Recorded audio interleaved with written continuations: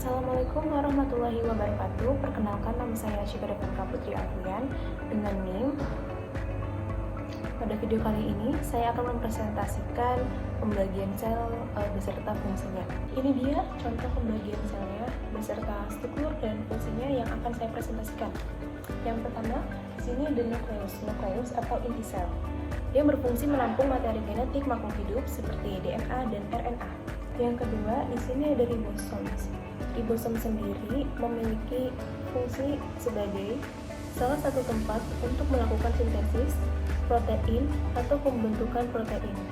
Lanjut, yang ketiga ada Golgi apparatus atau badan Golgi, organel sel yang membantu memproses dan mengemas protein dan molekul lipid, terutama protein yang akan dikeluarkan dari sel.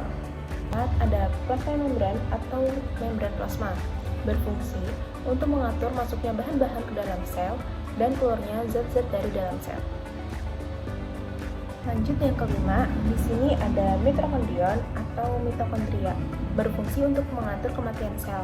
Komponen ini akan melepaskan sitokrom C yang mengaktifkan fase, salah satu enzim utama yang terlibat dalam penghancuran sel selama apoptosis. Dan lanjut, yang keenam, di sini ada sitoskeleton. Fungsi utama sitoskeleton yaitu menjadi kerangka dan memberi bentuk pada sel dan organel lain pada sel. Di bagian di sini, sitoskeleton terbagi menjadi 3 bagian. Yang pertama ada mikrotubul atau yang disebut mikrotubulus, berfungsi untuk menentukan bentuk sel dan dalam berbagai gerakan sel, termasuk beberapa bentuk pergerakan sel, transportasi organel intraseluler, dan pemisah kromosom selama mitosis. Pada bagian kedua dari sitoskeleton, di sini ada intermediate filamen atau yang disebut filamen intermediate, berfungsi sebagai elemen struktural yang membantu sel mempertahankan bentuk dan integritasnya. Pada bagian ketiga dari sitoskeleton, di sini ada mikrofilamen.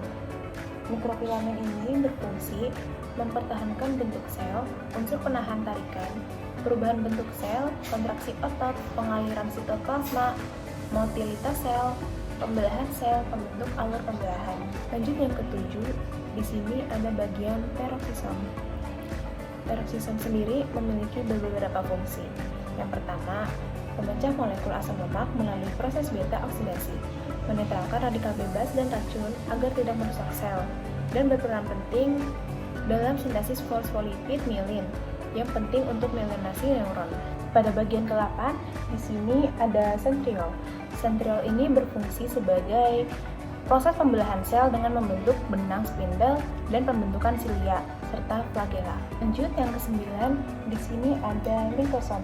Lisosom ini berfungsi sebagai sistem pencernaan sel, yaitu menghancurkan bahan yang diambil dari luar sel dan mencerna komponen sel yang tidak lagi diperlukan, dan lisosom mampu membunuh bakteri patogen yang memasuki sel melalui fagositosis. Lanjut, yang ke-10, di sini ada flagellum.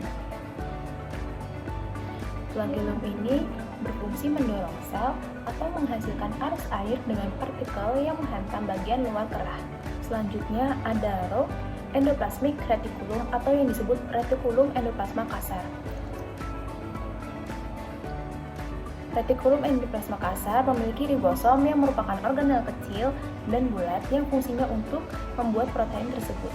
Lanjut, yang terakhir, di sini ada smooth endoplasmic reticulum atau yang disebut retikulum endoplasma halus, tidak memiliki ribosom dan membantu mensintesis dan mengonsentrasikan berbagai zat yang dibutuhkan oleh sel. Itu dia video dari penjelasan fungsi pembagian sel. Kurang lebihnya mohon maaf. Wassalamualaikum warahmatullahi wabarakatuh.